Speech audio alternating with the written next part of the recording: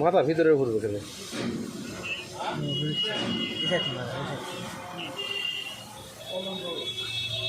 ওটা খুলে ফেলো, হাতাটা বের করে না।